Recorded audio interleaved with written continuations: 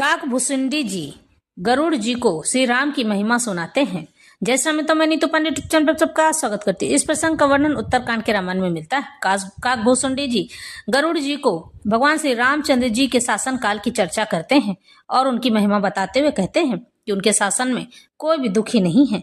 सब निर्धव धर्म रत पुनि, नर अरु नारी चतुर सब गुनी, सब गुणज्ञ पंडित सब ज्ञानी, सब कृतज्ञ नहीं कपट सयानी। सभी दंभ रहित हैं, यानी कि डींगे नहीं मारते हैं, धर्मपरायण हैं, धर्म में रहते हैं और पुण्यात्मा हैं।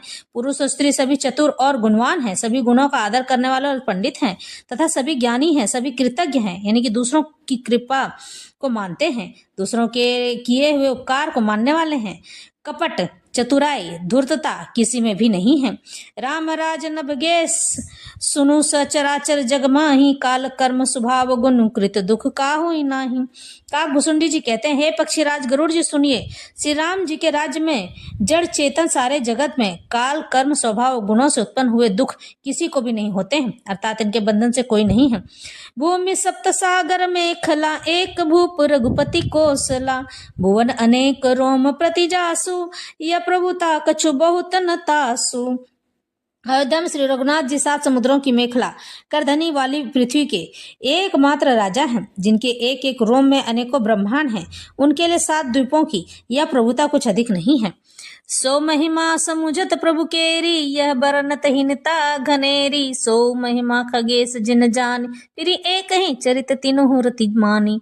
बल्कि प्रभु की उस महिमा को समझ लेने पर तो यह कहने में कि वे 7 समुद्रों से घिरी हुई सप्तद्वीपमयी पृथ्वी के एक छत्र सम्राट है, उनकी बड़ी हीनता होती है। परंतु हे गरुड़ जी, जिन्होंने वह महिमा जान भी ली है, वे फिर भी इस लीला में बड़ा प्रेम मानते हैं। सो जाने कर फल यह लीला, कहीं महामुनि बरदस शीला, राम राज कर सुख संपदा, बरनी न सकई फनीस शारदा। क्योंकि उस महिमा को भी जानने का फल यह लीला, इस लीला का अनुभव ही है। इंद्रियों को दमन करने वाले श्रेष्ठ महामुनि ऐसा कहते हैं। राम राज्य की सुख संपत्ति का वर्णन शेष जी और सरस्वती जी भी नहीं कर सकते हैं।